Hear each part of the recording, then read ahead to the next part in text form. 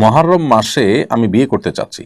কয়েকজন বললেন মুহররম মাসে বিয়ে করা নিষেধ, আবার অনেককে বলতে শুনেছি জন্মের মাসে বিয়ে করা নিষেধ। এসব বিশ্বাস শরীয়তসম্মত কিনা? আমি একটু রসিকতা করে বলি, এমনিতেই অভিভাবকরা ছেলে মেয়েদেরকে সময়মতো বিয়ে দিচ্ছেন না, যার কারণে নানামুখী সমস্যা এবং সংকট তৈরি হচ্ছে।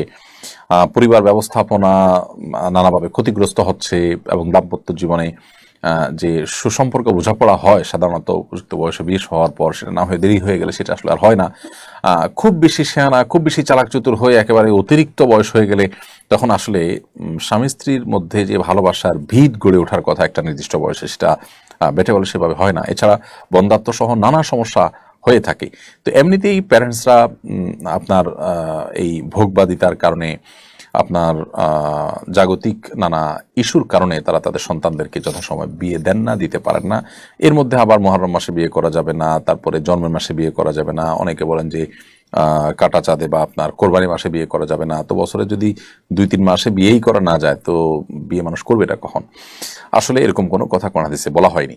বিয়ের ক্ষেত্রে এমন কোনো সময় নেই যে এই টাইমে বিয়ে করা যাবে না। শুধু এহরামরত অবস্থাতে, হজ বা আপনি ওমরার জন্য যখন এহরামরত আছেন, ওই সময়টাতে মুহরিমের জন্য বিয়ে করা নিষেধ, এবং সে বিষয়ে আমাদের ইখতিলাফ রয়েছে। কিন্তু আপনার এর বাইরে রাতে দিনে আপনার যে কোনো মাসে আপনি বিয়ে করতে পারবেন। বিধায় মুহররম মাসে বিয়ে করা যাবে না এমন কোনো কথা নেই, আবার জন্মের মাসে বিয়ে করবেন না সেরকম কোনো কথাও নেই। এটা সম্পূর্ণ কুসংস্কারের জন্য বিশ্বাস। এরপর আমাদের ইউটিউব চ্যানেল থেকে একজন প্রশ্ন করেছেন, এক ছেলে সন্তান সহ আমার দ্বিতীয় বিয়ে হয়েছে। আমাদের দাম্পত্য জীবন ভালো চলছে আলহামদুলিল্লাহ। আমার প্রশ্ন হলো, আমার ছেলে যখন বড় হবে এবং বিয়ে করবে, তখন আমার স্বামী কি এই ছেলের বউকে দেখতে পারবে?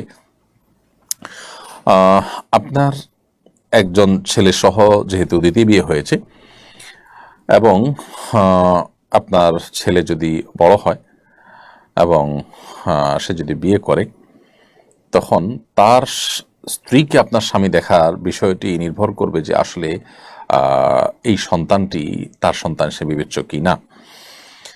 তো এর উত্তর হলো যে, যদি স্ত্রীর অন্য ঘরের সন্তান সেটা মেয়েও যদি হয়, তাহলে সেক্ষেত্রে সে মেয়ে আপনার স্বামীর জন্য দেখা জায়েজ। ঠিক একইভাবে এই ছেলেও আপনার স্বামী তার স্ত্রী ওই আলোকে বা ওইটার উপর ভিত্তি করে আপনার স্ত্রীকে দেখা আপনার স্বামীর জন্য জায়েজ হবে। আল্লাহু আলাম। আলিনুর তুহিন আপনি লিখেছেন, আমি তওবা করার পর আবার পাপ করে ফেলি। পাপ থেকে বাঁচার জন্য কয়েকটি কার্যকরী আমলের কথা বলুন। তওবা করার পর আবার পাপ হয়ে যাওয়া, এটা মানবীয় দুর্বলতা ছাড়া কিছুই নয়। তো এরকম পরিস্থিতিতে আল্লাহ রাব্বুল আলামিনের কাছে আমাদের দোয়া যেমন অব্যাহত থাকবে, ক্ষমা প্রার্থনা বন্ধ হবে না, বরং আরো শক্ত, আরো গাঢ়ভাবে আমরা তওবা করব। একবার তওবা ভঙ্গ হয়ে গেলে পরবর্তী তওবাটা হবে আরো শক্তিশালী তওবা। পরবর্তী তওবাতে আমরা চেষ্টা করব আগের চাইতে আরো স্ট্রংলি তওবা করার, কারণ আমার আগের তওবা ভেঙেছে মানে হলো তওবাটা খুব বেশি স্ট্রং ছিল না। তারপরও তওবা ভঙ্গ হয়ে যাওয়ার একটা বড় কারণ থাকে যে পাপের পরিবেশ থেকে হয়তো আমরা ফিরে আসি না। তওবা করেছি আমি পাপ করব না, অথচ আমি এমন জায়গায় আছি, এমন অবস্থানে আছি যে আমার দ্বারা ঘুরে ফিরে অপরাধ হয়ে যাচ্ছে। তো এই জায়গাগুলো থেকে আমরা সরে আসার জন্য আপ্রাণ চেষ্টা অব্যাহত রাখবো ইনশাআল্লাহ তাআলা। সেটি হবে, পাপের পরিবেশ থেকে ফিরে আসা হবে আমাদের তওবাকে ধরে রাখার সবচেয়ে বড় মাধ্যম। এর বিপরীতে নেকের পরিবেশের মধ্যে আমরা নিজেদেরকে ধরে রাখার চেষ্টা করবো ইনশাআল্লাহ। 10ই মুহররম তাজিয়া মিছিল বের করা হয়। মিছিল অংশগ্রহণকারীরা নিজেদের গায়ে নিজেরা আঘাত করেন, এমনকি অভিভাবকরা নিজেদের শিশু সন্তানদের গায়েও আঘাত করেন। এ ব্যাপারে শরীয়তের বিধান কি? পরিষ্কারভাবে নবী করিম সাল্লাল্লাহু আলাইহি সাল্লাম কোনো শোক পালন করতে গিয়ে নিজের শরীরে আঘাত করা, জামা কাপড় ছেঁড়া, এগুলোর পরে পরিষ্কারভাবে নিষেধ করেছেন, এবং আল্লাহ তাআলা লানত অভিশাপ নাজিল হয় এই সমস্ত ব্যক্তিদের উপর, সেই কথা তিনি বলেছেন। সো তাজিয়া মিছিল বা আপনার শোক মিছিলের নামে নিজের শরীরের বা সন্তানদের শরীরে আঘাত করা সম্পূর্ণ নাজায়েজ এবং গুনাহের কথা। দিন মনে করে, ইসলাম মনে করে এই ধরনের ভুলভাল কাজ অনেকেই করছেন। শিয়াদের মধ্যে এগুলোর প্রবণতা অনেক বেশি। আমরা এই সমস্ত কাজকে কখনো জায়েজ মনে করতে পারি না, কারণ নবী করিম সাল্লাল্লাহু আলাইহি ওয়াসাল্লামের স্পষ্ট নিষেধাজ্ঞা রয়েছে। বিধায় এ ধরনের কাজ আমরা করব না। এমনিতেই আপনার শোক পালন করতে গিয়ে আল্লাহর প্রতি, আল্লাহর সিদ্ধান্তের প্রতি আপনার এক ধরনের বিদ্রোহ প্রকাশ পায়, সেরকম মাতম করাও কিন্তু হাদিসে নিষেধ।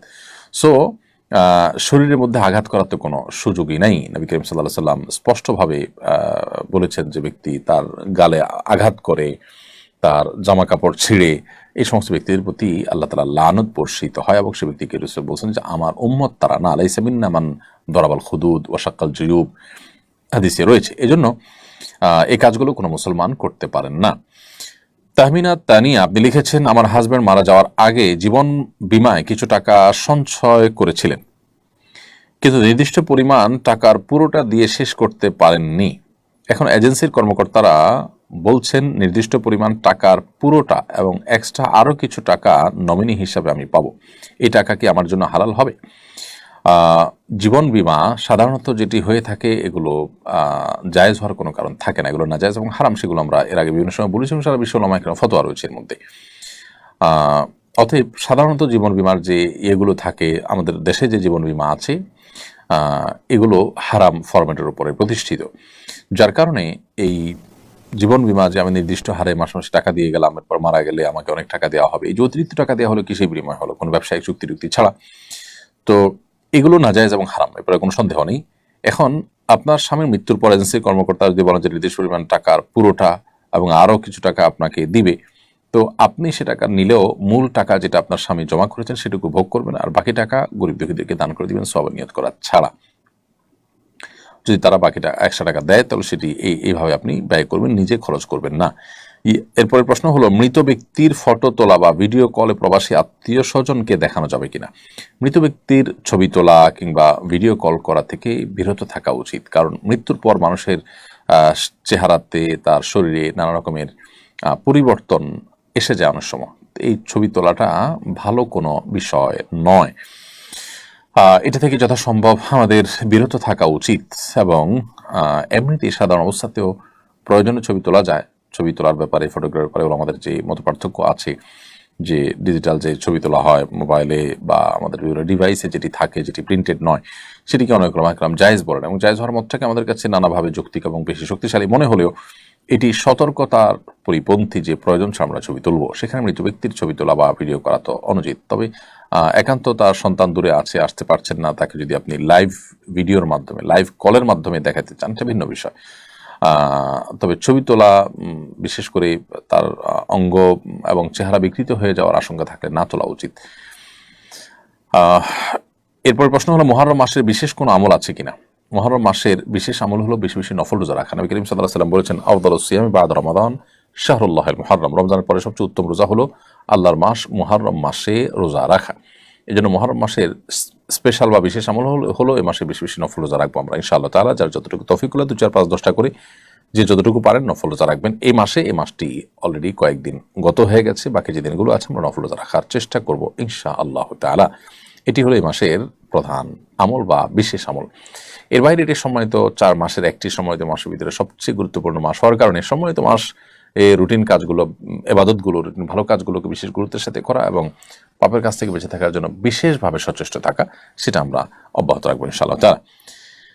এরপর প্রশ্ন হলো, আমি একটি কোম্পানিতে চাকরি করি, কোম্পানিটি ইসরায়েল সংশ্লিষ্ট বর্জন লিস্টে আছে, এজন্য সবসময় মনোবেদনায় ভুগি, আমি চাকরি ছেড়ে দেবো কিনা পরামর্শ দিবাজিত করবেন। আপনার চাকরি যদি অন্যত্র করার সুযোগ থাকে, এই কোম্পানিকে আপনি যে সার্ভ করছেন সেটা না করে অন্য কোথাও সার্ভ করবেন, সেটাই হবে আপনার জন্য উচিত এবং কর্তব্যের বিষয়। যদি আপনি কোম্পানিতে কাজ করে কোম্পানিতে যতটা সার্ভ করছেন তার চাইতে দিনের জন্য তার চেয়ে বেশি করতে পারছেন, এখানে থেকে বরং আপনি দিনের সুবিধা বা ইসলামের স্বার্থ আরো বেশি রক্ষা করতে পারছেন, যেটা অন্য জায়গায় গেলে সম্ভব হবে না। এরকম যদি হয় তাহলে আপনি এটা করতে পারেন, বিশেষ করে আপনার যে কাজ, সে কাজটা যদি মৌলিকভাবে হারাম না হয়। আর যে কাজ করছেন সেটা যদি হারাম কোনো কাজ হয় তাহলে সেক্ষেত্রে কোন অবস্থাতে সেখানে কাজ করা আপনার জন্য জায়েজ হবে না। কুদ্দুস শেখ আইডি থেকে আপনি লিখেছেন, সামর্থ্য থাকা সত্ত্বেও যদি ভিক্ষা করে কিয়ামতের দিন তাদের শাস্তি কি হবে? সামর্থ্য থাকা সত্ত্বেও ভিক্ষা করা কোনো জায়েজ কাজ নয়, ভালো কাজ নয়। নবী করিম সাল্লাল্লাহু আলাইহি ওয়াসাল্লাম উৎসাহিত করেছেন। কিয়ামতের দিন তাদের স্পেসিফিক কোনো শাস্তির কথা কোরআন হাদিসে আলাদা করে বলা হয়নি যে সামর্থ্য থাকার পরও ভিক্ষা করলে এই ধরনের শাস্তি হবে। তবে সন্দেহাতীতভাবে সামর্থ্য থাকার পরও ভিক্ষা করা এটা নিকৃষ্ট কাজ এবং আল্লাহর কাছে অপছন্দনীয় কাজ। রাজধানী মহাখালীতে কূটনীতিকদের জন্য মদের বিক্রয় কেন্দ্র স্থাপন করেছে পর্যটন কর্পোরেশন। রাষ্ট্রীয় প্রতিষ্ঠানের পক্ষ থেকে অমুসলিমদের জন্য মদের বিক্রয় কেন্দ্র প্রতিষ্ঠা করার বিধান কি? দেখুন, একটি মুসলিম প্রধান দেশে মুসলমানদের ট্যাক্সের টাকায় কোনো মদের বিক্রয় কেন্দ্র স্থাপন করা এটা উচিত হবে না, অথবা সরকারের কোনো প্রতিষ্ঠানে এরকম কোনো কাজ করা মুসলমানদের যে চিন্তাধারা, বেশিরভাগ মানুষ যে দেশের মুসলমান সে দেশের মানুষের চিন্তাধারার পরিপন্থী কাজ করা তো জনগণের চিন্তা চেতনা, আশা আকাঙ্ক্ষার পরিপন্থী কাজ করা, এটা তো আসলে তথাকথিত যে গণতন্ত্রের কথা বলা হয় সেই গণতন্ত্রের সাথেও যায় না। অতএব এটার আমরা তো বলবো যে এটা না করা উচিত এবং শরিয়ার দৃষ্টিকোণ থেকে এটি কোনো অবস্থাতে জায়েজ হওয়ার কথা নয়। এমনকি আপনার ইহুদি খ্রিস্টানদের ধর্মতেও বেসিক্যালি এটি জায়েজ নয়। বাকি তারা তাদের ধর্ম থেকে বিচ্যুত বা তার ধর্মীয় বিধান থেকে বিচ্যুত, যার কারণে তারা হয়তো এই সমস্ত বিধানগুলোকে তোয়াক্কা করছে না বা আমল করছে না। এমনকি তাদের ধর্ম নামকে অস্তে থাকছে বেশিরভাগ ক্ষেত্রেই, বাস্তবিক অর্থে বা প্র্যাকটিসের ক্ষেত্রে তা অনেকেই মূলত নাস্তিকের পর্যায়ে চলে গেছেন।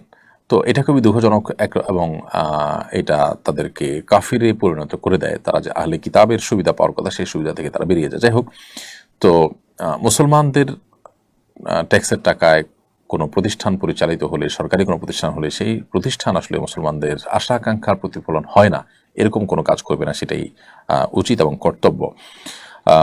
বিদেশিদেরকে আমাদের দেশে আনতে হবে, তাদের এখানে নানা রকম কাজ থাকতে হবে বা তাদের সাথে আপনার এঙ্গেজমেন্ট দরকার হয়, সেটা বাস্তব একটা বিষয় আমরা জানি।